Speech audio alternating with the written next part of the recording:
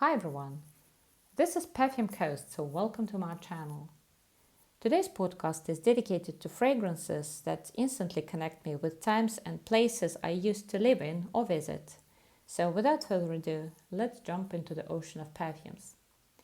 And the first popular fragrance I'd like to talk about is called Levant, and this one is by British house Ormonde. But first thing first, let's dive into the notes that this one is having. So according to Fragrantica, on the top we've got mandarin orange, tangelo, bergamot and rose. In the middle there's orange blossom, peony, jasmine and lily of the valley. And finally in the base there's musk, cedar and amber. So this perfume to me is a sheer reflection of my experience with London hotels. This is a kind of scent that I detect whenever I approach hotel reception for my check-in, for example. And that hotel is not necessarily a five-star one, it's rather this collective outcome of how a standard London hotel items such as carpets, staircases or furniture smell like to me. Even the clothing of hotel employees connect with this sort of scent. And what this scent is really is something soft, clean, moderately sweet, white floral and slightly citrusy. Not sure whether it's my individual impression or perhaps I've heard similar thing mentioned by someone else, but that's the odd impression I'm getting from this clever perfume. I smell similar thing whenever I enter or leave my hotel room. Perhaps this impression is given not only by hotel objects but also perfumes and cleaning products normally used as well. But in any case, that's what my brain instantly connects with when I smell or wear Levant.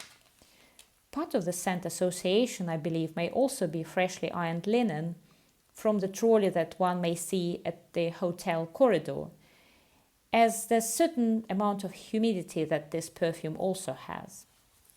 But in my view, this scent is leaning slightly feminine. It's all year wear due to its woody amber base, and longevity is pretty decent as well. So next up we've got yet another beautiful release, this time by the French house Houbiant, and this one is called La Belle Saison. So as always, let's dive into the notes of this one. So according to Fragrantica, what we're dealing here with on the top would be apricot blossom and pink pepper.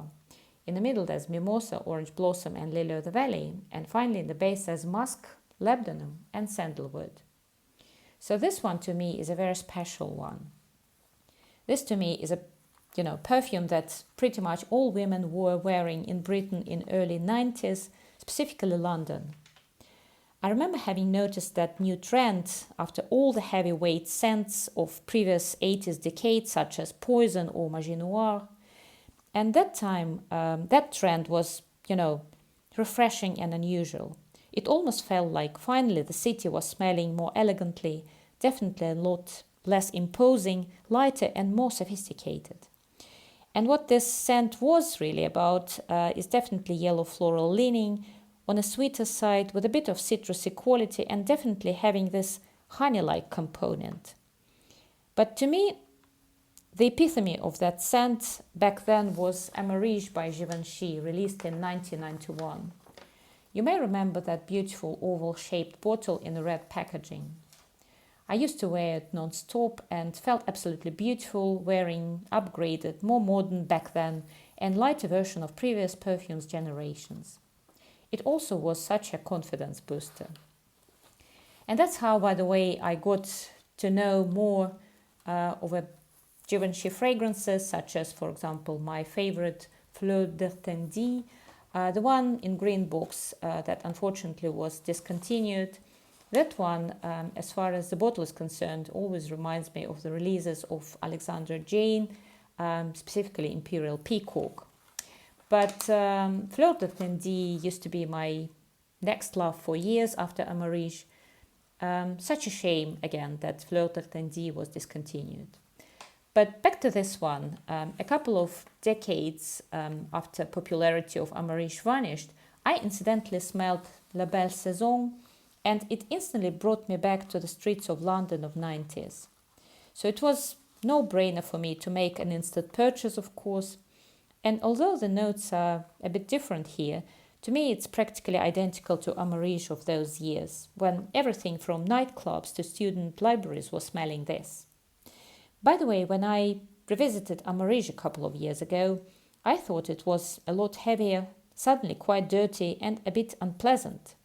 There's also something, utterly synthetic in it, but of course it may just be about aberration of memory, meaning that how we remember things may not necessarily be how they really were, plus reformulations, plus our smelling capacities changes, plus environment has become a lot cleaner since then, with a lot less denser exhausts and practically no smoke. So in the end, La Belle Saison to me, as of now, is that distinct time travel to my London of 90s. It's obviously very feminine and all day and all season wear, well, all in all, sheer classic to be precise. So next up is another beautiful release. We're basically traveling across the geographies. This time around it's by Italian house Xerjoff, and this one is called Torino 21. So let's have a quick look at the notes that this one is having. So according to Fragrantica, on the top we've got mint, lemon, basil and thyme. In the middle there's blackcurrant, lavender, rosemary and jasmine. And finally in the base there's musk and vervain. So as far as this fragrance is concerned, this scent belongs to a line dedicated to tennis tournaments in Turin. And I happen to be a keen tennis fan and also tennis player. Not at all professional, mind you. So Torino 21 was released in 2021, as the name suggests. And as the notes show, it's very green, fresh and citrusy scent.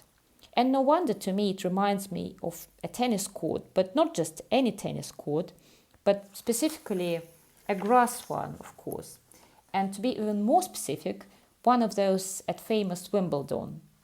There's, again, this obvious association with grass surface, evidenced here by the bunch of notes such as mint, basil and thyme, and that grass court is surrounded by some objects of nature such as herbs of lavender and rosemary, and objects of not so much of a nature such as tennis balls, tennis net and all the sports equipment, I guess. And that's precisely what Torino 21 to me is, although it's meant to portray Torino tournament, of course. I think that impression of grass is done so cleverly here. Instead of using just a grass note or a chord, for example, which would have probably given just a smell of grass, here some herbs were thrown into the mix, which I guess is specifically what creates this complex tennis court-like dimension consisting of grass surface, slightly camphorous rubbery elements of tennis equipment and surrounding nature. And citrus in here sort of glues this composition together, providing an extra zinginess and freshness. I can literally picture myself sitting on the grass among a bit of a nature, sipping my lemon iced tea and wearing my white dress or jumpsuit. Beautiful and fun fragrance as far as I'm concerned, that's certainly unisex and perfect for a hot summer day at Wimbledon. And final fragrance for today's short podcast is the one that's not very popular anymore, I think. So this one is called Notting Hill by Hugh Parsons. So let's get reminded of the notes that this one is having. So according to Fragrantica, on the top we've got bergamot, lemon blossom and ginger. In the middle there's sea notes, mineral notes and magnolia. And finally in the base there's white musk and patchouli leaf. So this one to me is yet another strong impression of a London street, but this time around a very specific one, being no other than Notting Hill. This one came out in 2018 and it's officially marketed to men, but I love wearing it myself as well.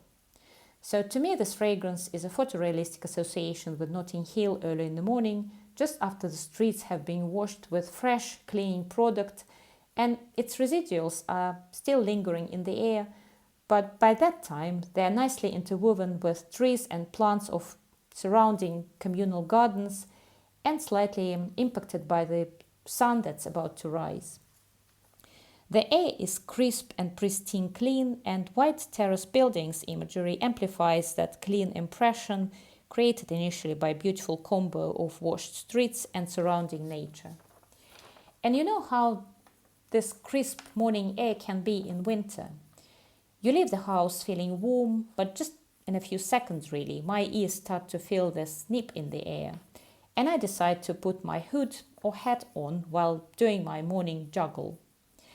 And while this air is crisp and fresh, I'm passing by some balcony with freshly washed laundry hanging outside. And all these images created by this beautiful perfume instantly send me to this beautiful village of Notting Hill, of course. But that's it, guys. This wraps up the video. If you've liked this video, please give it a like. Please share your comments as far as your associations with some places versus fragrances are concerned. Please consider subscribing. Thank you very much for watching, and I hope to see you in the next one. Bye-bye.